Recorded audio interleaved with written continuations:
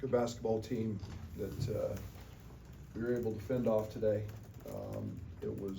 I'm proud of our guys coming off a very emotional game after a very hard week of practice before the Tennessee game, and being on the road there, and then having to turn right back around and come to Ohio State, who's 9-1 or whatever they are. But Jake's doing an incredible job. This team's very, very efficient offensively. We had to withstand a really, really good player having a half, and it's amazing. We spent a ton of time talking about Bruce and not letting him get going, and he got going. And there wasn't a whole lot we could do about it. Some of those shots were very deep. But I thought Andre Stojakovic's job defensively, everybody's going to look at his points. I thought the job defensively he did on him maybe shocked his central nervous system a little bit. He just gave him a different look in the second half. And Kylan Boswell's offensive rebound, we've been harping about him rebounding the ball better because he's so good at it and he's so powerful and athletic. But his offensive rebound late was huge.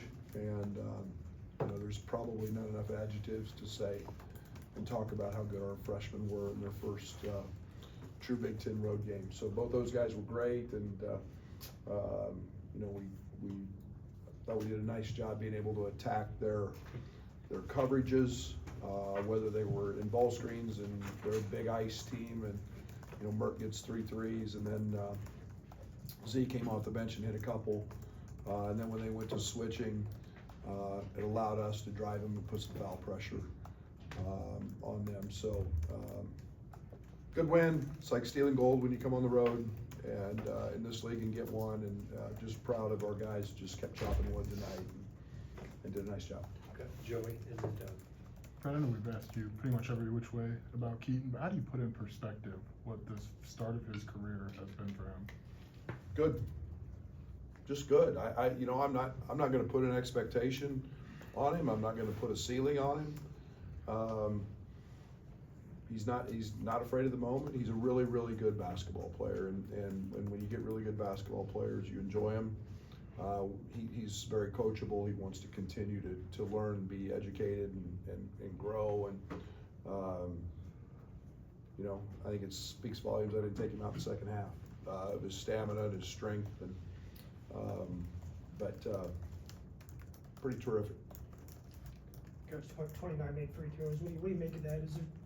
Did you see an opportunity to force the action, draw fouls, get to the line? Yeah, absolutely. They quit playing in coverage and in ball screen coverage and just went to switching. And that's why I think one of the things that, and we did a nice job of it in the Tennessee game was matchup hunting, and it's what we do. It's our ability to be able to drive those. Andre Stojakovic got downhill. Mert causes some problems there, and when you switch a big on us, we got forced Tilly and buying them into some foul problems because of that. And so otherwise we're going to post little ones. We posted Kylan, we posted Keaton tonight. So it's just one of the things we're having some success with, and we fortunately stepped to the line and made 29 of them. Brian. Coach, just wanted to get your thoughts on just your team being able to play like Ohio State's pace tonight and just kind of beat them at their own game. Yeah, we want to run with anybody. We want to take the opportunities when they're there. It makes it look like the defense wasn't great, but I thought there was some pretty doggone good shot making by both teams. And I thought that some of the shots Bruce hit, I thought it was nice. We did a nice job on Royal, him going 1 of 6, shooting 44% coming in. Obviously, Mobley's a guy that takes 6 threes a game and shooting it at a very high clip. The 1 of 10 in the second half, I thought we did a nice job there, and that allows us to get out and run, and we want to take those opportunities. And there's a reason Stojakovic got going in transition, because he's pretty electric in there. Scott. What did you see maybe Dre do to shock Bruce's nervous system? Just being 6'7" in size, and he picked him up full court, and nothing was easy. You know, he got over ball screens, he ran him off the line. You know, it's a little hard, a little more difficult to jump over the top of him. You know, Bruce isn't the tallest guy in the world. He uses physical strength where he can do that a little bit with Kylan. They're built very similar, but you know, it's just a different, picked him up full and made him work, made him have a different look than he saw in the first half. Brad, teams change from year to year. Devin had a really strong game against you last year. I think he had 29, and he's obviously moved to the wing a little bit more this year. As you prepared for him, how did you try to combat, I guess, him playing a little bit of a different position, and how well did you think you did taking him out of some things offensively? Yeah, he was a pain in the butt as a four-man, to be very honest, and he caused us some problems last year. You know, I think he made a bunch of threes against us, and you know, that area of his game has grown tremendously throughout his career. You know, we felt like that, you know, if he went to some post-ups against us, we had enough size, could crowd the paint a little bit, and we were, you know, concerned about him shooting 44% from three, not giving him clean looks. We wanted him to all be hard and contested. So, you know, we felt like that was a good matchup for us. Scott, and then With Dre, I mean, had the ankle injury for UConn, foul trouble against Tennessee. Just how important is it for him to play maybe some extended periods and get some rhythm going Yeah, offensively? very nice. And then he had a couple of early ones tonight that, you know, that's, I think just playing through some early struggles will help him in the long run. The long run tonight was definitely good, and I think we went 13 straight minutes with him on the court. Started the second half, subbed him out about the 7-minute mark to get him a quick one. But yeah, he's a really good player, and when he locks in defensively and when he starts to rebound like we know he's capable of, you know, he's a all-league type guy.